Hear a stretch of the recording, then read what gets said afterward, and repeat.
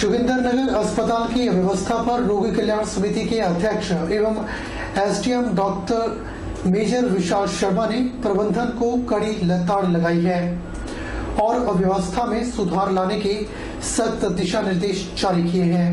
बैठक के अधूरे एजेंडे पर विधायक प्रकाश राणा भी तलब दिखे। सोमवार को जोगिंदरनगर अस्पताल के सभागार में रोगी कल्याण समिति की बैठक 2022-23 के प्रस्तावित एजेंडे की अधूरी तैयारी पर समिति के chairman doctor major Vishal Sharma ने अस्पताल प्रशासन से तीखे सवाल कर जवाब मांगा। रोगियों के हित में अस्पताल की कोई योजना न होने पर एसडीएम भड़क उठे। अस्पताल की विभिन्न मदों से हुई आमदनी के दुरुपयोग पर भी मौके पर मौजूद अधिकारियों और कर्मचारियों को लताड़ लगाई। करीब 2 घंटे की बैठक में SDM doctor major Vishal Sharma और विधायक प्रकाश राणा ने तल्खी दिखाते हुए कहा कि अस्पताल में उपचार के लिए पहुंच रहे मरीजों को स्वास्थ्य सुविधाएं देना अस्पताल प्रशासन का दायित्व है। इसमें किसी भी प्रकार की कोताही बर्दाश्त नहीं होगी। उन्होंने बताया कि अस्पताल में जिन सुविधाओं और संसाधनों का अभाव है उसकी लिखित जानकारी विधायक और स्थानीय प्रशासन को उपलब्ध करवाएं। करीब 3 सालों के बाद अस्पताल में बुलाई गई रोगी कल्याण समिति की बैठक के अधूरे एजेंडे पर SDM doctor major Vishal Sharma ने बैठक निरस्त कर आगामी 15 दिनों के अंतराल में पूरी तैयारी के साथ बैठक बुलाने के आदेश जारी किए। बैठक में खंड चिकित्सा अधिकारी पद्धर डॉक्टर विनय, अस्पताल के एसएमओ डॉक्टर रोशन लाल कौंडल, आयुर्वेदिक अस्पताल के प्रभारी, नगर परिषद के ईओ चमन लाल, जिला परिषद सदस्य विजय भाटिया, अस्पताल की मैट्रन्स राम प्यारी सहित अस्पताल के विभिन्न विभागों के प्रमुख भी शामिल रहे। काम था, आप यहाँ पे पहले से आके बैठे रहे। आपका काम था यहाँ पे ये फाइल्स पहले से पड़ी रहती। आपको मीटिंग करवानी नहीं आती है? कितने साल हो गए आपको नौकरी करते हुए? 7 साल में आपने यही सिखा के मीटिंग कैसे करवाते हैं?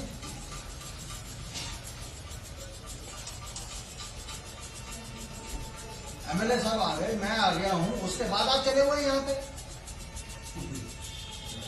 एसएमओ साहब इधर से उधर घूम रहे हैं, आपको नहीं पता कि एसएमओ के साथ सपोर्ट आपने बैठना है? मजाक समझ रखा है आपने? वन विभाग की ओर से चलाई जा रही प्राकृतिक संसाधन प्रबंधन समिति के अनुबंध व दैनिक भोगी कर्मचारी अपनी मांगों को लेकर छठे दिन भी अनिश्चितकालीन हड़ताल पर रहे।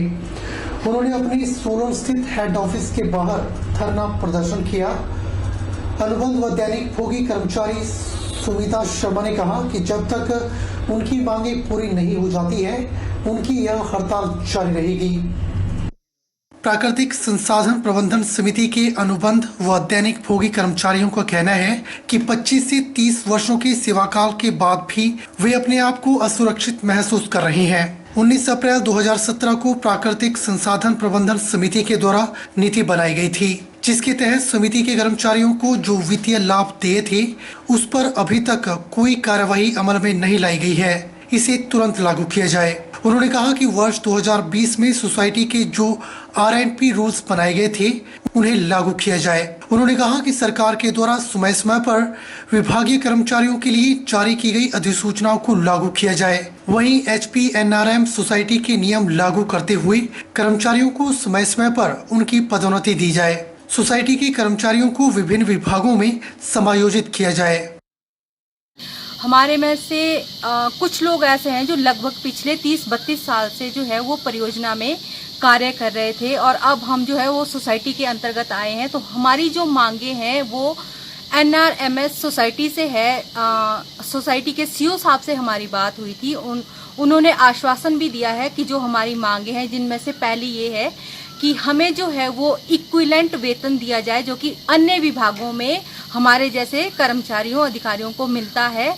और इसके अलावा जो भी वेकेंट पोस्ट जहाँ भी खाली है, खासकर वन विभाग में या अन्य विभागों में, वहाँ पे हमें समायोजित किया जाए। तो इस बारे में हमारी 1 तारीख से जब हम यहाँ पे बैठे थे, हमारी CO साहब से बात हुई है और उन्होंने आश्वासन दिया है कि परसों EC की मीटिंग है, वहाँ पे ये हमारा मुद्दा लेके जाएंगे और हमारी इन मांगों को मतलब परिपूर्ण तरीके से पूरा करने की कोशिश करेंगे। तो अभी हम इसी उम्मीद से शांतिपूर्ण तरीके से ये हड़ताल जारी रखे हुए हैं कि जो कुछ भी आश्वासन हमें सीओ साहब ने दिया है वो पूरा होगा। आगे की स्ट्रेटेजी हम उसके बाद बनाएंगे। हिमाचल पुलिस मुख्यालय के आदेशों के मुताबिक बद्दी नालागढ़ की सीमाओं पर सख्त पहरा रखा गया है और उन सीमाओं को सील किया गया है। डीजीपी की ओर से कहा गया है कि राज्य में आने वाले प्रत्येक वाहन की सघन जांच की जाए। इसके साथ ही रात्रि गश्त को भी तेज किया गया है। अब जिला बद्दी पुलिस के द्वारा हरियाणा व पंजाब सीमाओं पर बैरियरों पर चेकिंग शुरू कर दी गई है। हर आने वाली गाड़ी को चेक किया जा रहा है। इसके अलावा एरिया के होटल और ढाबों को भी चेक किया जा रहा है। बता दें कि इन दिनों हिमाचल में खालिस्तानी गतिविधियां तेज हो गई हैं। ऐसे में किसी भी तरह की आपराधिक गतिविधि न हो, इसके लिए पुलिस ने इंतजाम पुख्ता कर दिए हैं। वहीं जानकारी देते हुए नालागढ़ थाना प्रभारी श्यामलाल ने बताया कि पुलिस मुख्यालय व एसपी बद्दी मोहित चावला के निर्देशों के मुताबिक सिक्योरिटी के इंतजाम मजबूत करते हुए सीमाओं पर सख्ती बढ़ा दी गई है ताकि किसी भी तरह की आपराधिक गतिविधि पर नजर रखी जा सके। हमारे पुलिस मुख्यालय से आदेश है और जनाब एसपी साहब के भी आदेश हैं। अगर आपके ध्यान में होगा तो कि जो खालिस्तानी समर्थक हैं या दूसरे जो एंटी नेशनलिस्ट लोग हैं तो उनके ऊपर नज़र रखने के लिए ये कार्रवाई की जा रही है। पिछले 24 घंटों से पूरा नालागढ़ का एरिया जो है, खासकर जो बॉर्डर एरियाज हैं उसके ऊपर राउंड द क्लॉक जो है वो सख्त निगरानी रखी जा रही है। हर आने जाने वाले के ऊपर कड़ी नज़र रखी जा रही है, पैनी नज़र रखी जा रही है।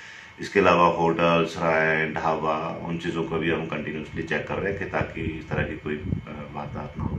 और इससे पूर्व भी धमकियाँ वगैरह आती रहती हैं इस तरह के जो संगठन है, तो उसी कड़ी में कार्रवाई और आगे भी अभी ये 7 जून की सुबह तक जो है वो कंटिन्यूसली इसी तरीके से रहेगा। या फर्दर भी अगर मुख्यालय से आदेश आते हैं, एसपी साहब के आदेश आते हैं तो इस निगरानी को इसी तरह से और भी आगे किया। चंडीगढ़ मनाली NH 205 पर छड़ोल के पास सुबह के समय सड़क हादसा पेश आया है, जिसमें 2 वॉल्वो बसों की टक्कर में चालक घायल हो गया। घायल चालक को क्षेत्रीय अस्पताल बिलासपुर ले जाया गया, जहां से उसे PGI चंडीगढ़ रेफर किया गया है। राष्ट्रीय मार्ग चंडीगढ़ मनाली 205 पर 2 वॉल्वो बसों की टक्कर जिला बिलासपुर में स्वास्थ्य विभाग की एक लापरवाही सामने आई है। एक घायल मरीज को आपातकालीन 108 में चंडीगढ़ के लिए रेफर किया गया, जिसमें हुटर ही नहीं था। जब इतनी बड़ी लापरवाही स्वास्थ्य विभाग कर रहा है तो किस तरह से मरीज चंडीगढ़ PGI पहुंचेगा। जानकारी के मुताबिक राष्ट्रीय मार्ग चंडीगढ़ मनाली 205 छड़ोल के पास 2 वॉल्वो बसों की टक्कर में एक व्यक्ति का हाथ कट गया और उस व्यक्ति को क्षेत्रीय अस्पताल बिलासपुर ले जाया गया, जहां से उसे चंडीगढ़ PGI के लिए रेफर किया गया। पुलिस घटनास्थल पर पहुंचकर छानबीन में छुटी हुई है और आगामी कार्रवाई शुरू कर दी गई है। पंडित संतराम राजकीय महाविद्यालय बैजनाथ के प्राध्यापक संघ इकाई के द्वारा महाविद्यालय में हिमाचल महाविद्यालय प्राध्यापक संघ की केंद्रीय कार्यकारिणी के निर्देशों के मुताबिक UGC के 7वें वेतनमान को हिमाचल प्रदेश के महाविद्यालयों और विश्वविद्यालयों में लागू न करने के विरोध स्वरूप भूख हड़ताल आरंभ कर दी है। UGC के 7वें वेतनमान को हिमाचल प्रदेश के महाविद्यालयों एवं विश्वविद्यालयों में लागू किए जाने की मांग को लेकर बैजनाथ में प्राध्यापक संघ ने भूख हड़ताल का क्रम शुरू कर दिया है। यह भूख हड़ताल 9 जून तक जारी रहेगी और इसके बाद भी केंद्रीय कार्यकारिणी के द्वारा तैयार रणनीति ही अमल में लाई जाएगी। स्थानीय इकाई प्रधान डॉक्टर दीपक मोहन ने बताया कि महाविद्यालय में प्राचार्यों की नियुक्ति, MPhil, PhD की अग्रिम वेतन वृद्धि और अन्य लंबित मांगों को अतिशीघ्र पूरी करने की हिमाचल सरकार से मांग की गई है। इसी बीच अगर सरकार हमारी मांगों पर विचार नहीं करती है तो 12 जून को शिमला में क्रमिक भूख हड़ताल शुरू की जाएगी। जो मीडिया के थ्रू हमारा यही सरकार को एक संदेश देना चाहते हैं कि हमें जो स्केल है, जो हमारा ड्यू स्केल है, जो हमारा अधिकार है, अगर हम अपनी जिम्मेवारी से अपना काम कर रहे हैं तब से 2016 से लेकर 2022 तक, जैसे हमने बीच में भी कई बार ये मांग उठाई थी कि हमारा जो UGC का पे स्केल है वो रिलीज किया जाए, लेकिन सरकार ने वो अभी तक नहीं करा। तो अब जब हम अपना जो काम है वो अपना जिम्मेवारी से कर रहे हैं तो सरकार का भी ये रिस्पॉन्सिबिलिटी बनती है कि वो हमारी मांगों को सुने और जल्द से जल्द हमारा जो स्केल है वो रिलीज करें। इसके अलावा जो हमारी दूसरी डिमांड्स है उसमें जो हमारे प्रिंसिपल्स की डीपीसी है वो अभी तक नहीं हो पाई है। हमारे 90 से ज्यादा जो कॉलेजेस हैं वहाँ पे प्रिंसिपल नहीं है, तो वो भी अभी तक सरकार उसमें कोई ध्यान नहीं दे पा रही है। साथ में जो हमारा नोशनल बेनिफिट है 2010 वाले बैच के जो हमारे रिक्रूटीज हैं उनको अभी तक कोई भी नोशनल बेनिफिट नहीं मिला है। आज की इस अंक में फिलहाल इतना ही। अब मुझे दीजिए इजाजत और आप बने रहिए HP 24/7 के साथ। नमस्कार।